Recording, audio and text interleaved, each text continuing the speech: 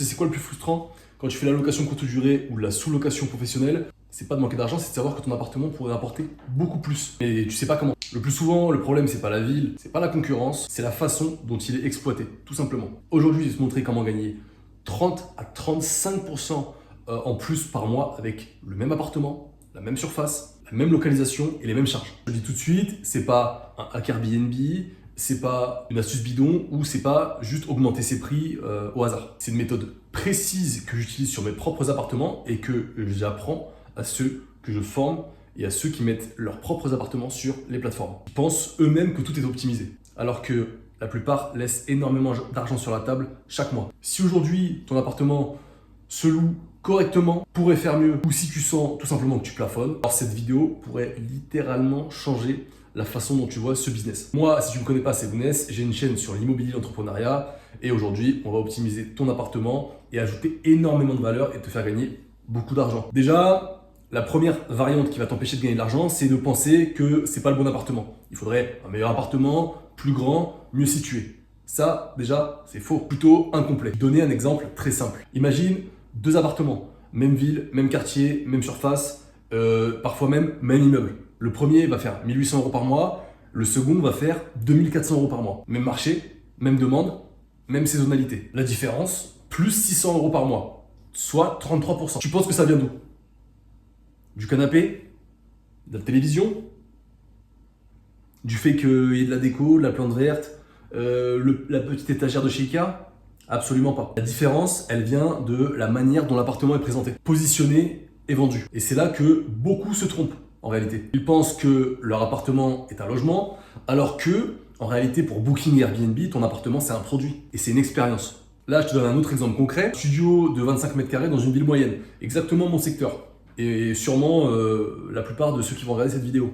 Ville moyenne, 50, 150 000 habitants. Prix du marché moyen, 65 € la nuit, taux de remplissage. On est aux alentours de 60-70%. 1170 € par mois, grosso modo, de CA. C'est ce qui se fait. Même studio, même positionnement, même lecture de l'algorithme, même promesse client. Parfois, tu as un studio qui va faire 78 € la nuit, l'autre qui va faire 61 €, sans changer une seule brique de l'annonce. C'est exactement comme si on parlait de 2 restaurants dans la même ville ou dans la même rue, avec la même cuisine, la même carte, mais il y en a un qui est plus souvent rempli et l'autre qui est quasiment tout le temps vide. Tu vas me dire pourquoi? Parce que tu vends pas un simple repas, tu vends une expérience. Le vrai levier donc, c'est pas travailler plus, retoucher son annonce, acheter plus, investir plus dans la déco, etc. C'est de travailler ton actif existant à 100% de ton potentiel. Parce que tant que tu penses en propriétaire et en logement, tu passes à côté de ce que les clients et l'algorithme veulent. Donc ça, c'est le chapitre 1. Dans le chapitre 2 de cette vidéo, je vais t'expliquer comment changer ça et switcher.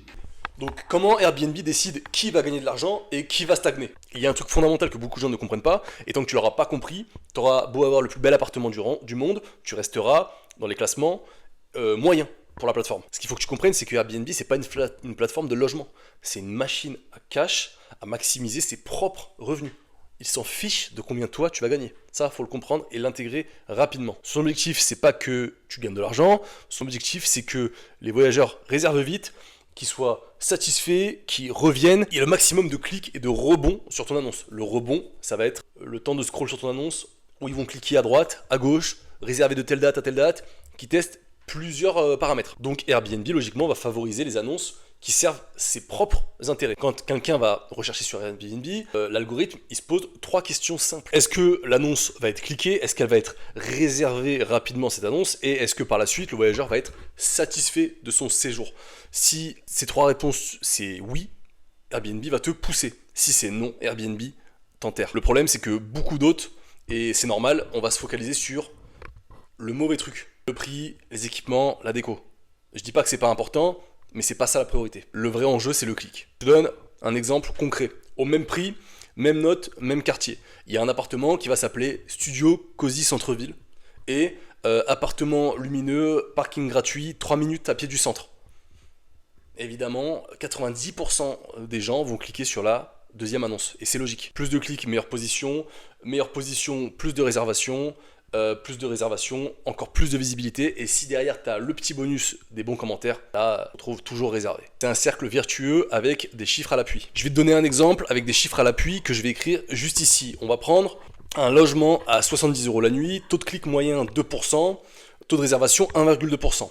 Après optimisation, on va se retrouver avec un taux de clic à 3,5% et un taux de réservation à 2%. C'est infime, mais sur 30 jours, ça représente 15 nuits initialement, 22 nuits après l'optimisation de la photo principale et du titre. Ça représente 7 nuits qui représentent elles-mêmes 490 €. Et là, on n'a pas touché au prix. Et c'est là que beaucoup se tirent une balle dans le pied. Ils baissent le prix pour attirer, mais Airbnb ne va pas valoriser les annonces bon marché. Et en plus de ça, ça va te ramener une clientèle vraiment problématique. C'est comme dans un magasin, un produit qui est tout le temps en promo, t'as pas forcément envie de l'acheter. Et Airbnb, ils pensent exactement comme ça. Si ton annonce est souvent cliquée, réservée rapidement et génère peu de problèmes, ils vont évidemment te la mettre en avant parce qu'ils vont la considérer comme fiable et rentable. Ils vont te donner un trafic gratuit. À l'inverse, peu de clics, peu de réservations, messages ignorés ou réponses lentes. Donc ça, c'est ton paramètre que tu peux ajuster. Tu vas sûrement devenir invisible sur le moyen long terme pour Airbnb. C'est pour ça que parfois, deux logements vraiment identiques peuvent avoir une différence de réservation et une différence de revenus énorme. Et donc ça part de là, ça va pas être ton appartement, la localisation, etc. Ça va être la promesse que tu fais au client. Ton appartement, c'est pas un appartement, c'est un produit. C'est exactement ce qu'on va voir dans le chapitre juste après, comment transformer ton annonce en aimant à cliquer. Sans mentir, sans brader. Ouais, je sais, j'ai changé de cadre pour ce 3e chapitre, mais on continue tout de suite. Donc je te disais, il faut que tu comprennes un truc.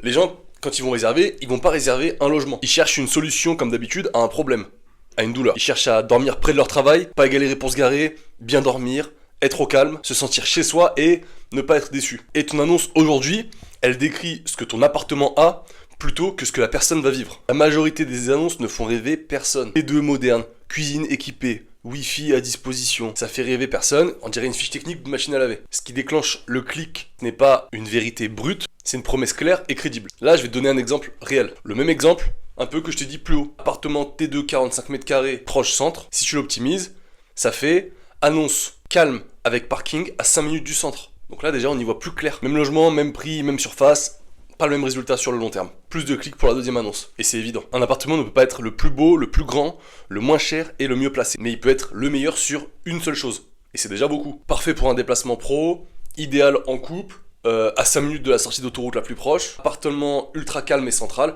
Ça, c'est vraiment des choses et des indicateurs que les voyageurs vont regarder.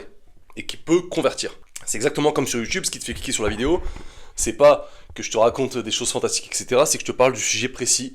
L'appartement, ça va être la même chose. Bon, une fois que ça s'est posé, une fois que la personne a cliqué, il faut qu'elle soit rassurée immédiatement. Et c'est ce qu'on va voir dans le prochain chapitre. On va parler des photos. En gros, si je devais résumer Airbnb, les gens, ils réservent avec les yeux et non pas forcément avec la raison. Tu dois faire ressortir tous les avantages de ton logement dès le premier visuel, sur la première page, sur la première photo. C'est important. Et le plus fou, c'est que la plupart des autres sabotent leurs propres revenus. Pourquoi ? Parce qu'ils pensent que mon appartement est comme ça dans la vraie vie, donc je le montre tel quel. J'ai pas envie de mentir. Mais Airbnb, c'est pas la vraie vie, c'est une vitrine. Comme si dans un magasin, la vitrine était... elle faisait pas rêver, ben les gens vont jamais rentrer. Au bout d'un moment, il faut quand même... il faut vendre son truc. Je vais pas te donner des exemples encore et encore, mais je vais te les afficher sur le côté. En termes de pourcentage et en termes de manque à gagner, c'est pareil, quand les gens arrivent sur ton annonce mais que ça fait pas rêver, ils vont pas cliquer, ils vont pas aller plus loin, ça ne convertira pas. C'est pas de la magie, c'est de la psychologie. Quelqu'un regarde et scrolle sur Airbnb, il ne regarde pas, il survole. Là où il va cliquer, ça va être là où les yeux vont aller. Faut que ton appartement donne envie de cliquer. La photo principale doit raconter une histoire, être lisible, même en petit, parce que les gens vont parfois regarder sur le téléphone, et montrer immédiatement le bénéfice à pourquoi te choisir toi. Évidemment, on ouvre les rideaux, lit bien fait, lumière, toutes les lumières allumées, même si c'est en plein jour, il faut que ce soit lumineux, propre, rangé. Il faut pas que tu fermes les rideaux, il faut pas que ça soit mal rangé, il faut pas qu'il y ait ta veste sur le canapé. Ça paraît évident, mais c'est pas toujours le cas. Autre erreur massive, vouloir absolument être honnête à 100%. T'es pas là pour leur cacher les défauts, mais t'es pas non plus là pour les mettre en avant. C'est comme un CV. Mens pas, mais tu vas mettre tes qualités en avant. Et c'est normal. Un appartement un peu petit, tu vas mettre en avant le côté cosy. Un salon trop simple, tu vas montrer le confort, pas forcément la taille. Je te remets des calculs. Juste ici, en optimisant les photos, tout s'accumuler, ça commence à faire pas mal d'argent.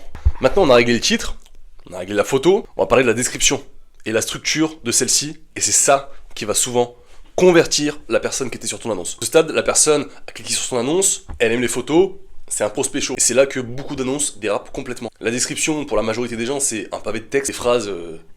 à la Albert Camus, vous vous sentirez comme chez vous dans ce salon, éclairé d'une belle lumière plongeante. Parfois, certains décrivent l'appartement comme une annonce Ikea ou comme une notice Ikea pour monter un meuble. Sauf que la description, elle n'est pas là pour informer, elle est là pour rassurer et déclencher la décision finale. Est-ce que cette annonce répond vraiment à mon besoin? Est-ce que je ne vais pas être déçu? Et est-ce que je peux réserver sans stress? La personne va me répondre, je vais avoir les infos d'arrivée à l'heure, etc., etc. Si la personne hésite et que dans ta description, ça ne répond pas rapidement à ces questions, elle va aller cliquer sur une autre annonce et c'est fini, t'as perdu le client. Idem pour cette phase-là, je vais te donner des exemples de descriptions classiques ici et des descriptions optimisées avec la différence de clics et de coûts que ça pourrait te rapporter. Airbnb va te mettre en avant et tout ça gratuitement juste parce que t'as fait le job à ton niveau pour que la personne dise oui. Mais il reste encore un levier que presque tout le monde néglige, alors que c'est l'un des plus puissants qui va augmenter tes revenus sans effort. Et ça, c'est dans le chapitre 6, on continue. Ça va être la stratégie de prix finale et la tarification dynamique. La majorité des autres, et pour en avoir discuté avec pas mal, ils vont dire, bon bah moi je regarde mes concurrents et je mets grosso modo le même prix. Catastrophique. Parce que, comme tu l'auras compris, sur Airbnb, le chiffre, c'est pas un prix, c'est un signal. Si t'es trop bas, tu vas attirer les mauvais clients, tu vas avoir plus de stress, plus de problèmes, et Airbnb ne va pas te valoriser. Et crois-moi, je l'ai vécu. Trop haut, mais sans justification, t'auras moins de clics, tu sors des radars et t'as moins de réservations. Bon prix, c'est le prix cohérent avec ta promesse, flexible selon la demande, aligné avec ton positionnement. Je vais te donner un exemple concret, un appartement qui serait à 80 € à l'année, réservé 20 nuits par semaine, 20 nuits par mois, ça ferait 1600 € de chiffre d'affaires. Le même appartement qui est loué 70 € en semaine, 95 € les week-ends et 110 € pour les événements, c'est une toute autre façon de procéder et je te mets la différence de prix pareil sur le côté pour que tu aies un exemple concret avec les chiffres. Il y a 3 raisons à ça. Airbnb adore les ajustements. Tu es quelqu'un d'actif sur ton annonce, tu vas modifier des choses régulièrement, c'est une annonce qui vit et Airbnb adore. Capte les réservations au bon moment. S'il y a un énorme événement sur ta ville et que tu n'as pas réglé ton prix et que ton annonce est à 30 €, c'est catastrophique. Bon, normalement, à ce stade de la vidéo, tu as compris que ton appartement, c'est pas le problème, mais c'est tout le système autour et toutes les prises de décision mal optimisées. Maintenant, il est temps de tirer les vraies leçons de tout ça et de voir comment transformer cette méthode en quelque chose de durable, structuré et reproductible, sur d'autres annonces peut-être. Cette vidéo t'a intéressé, si t'as appris des choses, si t'as pu mettre à jour des choses sur tes annonces, n'hésite pas à lâcher un like, n'hésite pas à t'abonner parce qu'il y aura d'autres vidéos de ce type. Dans ma formation gratuite, on va un peu plus loin, donc il y a une formation gratuite en description, une formation payante, un accompagnement payant pour ceux qui veulent lancer leur société de sous-location et de gestion de biens. Tu pourras gérer des villas, des masses, des appartements dans ton secteur, dans d'autres secteurs. Donc voilà, tout est en description et nous on se dit à la prochaine dans une prochaine vidéo. Bye bye.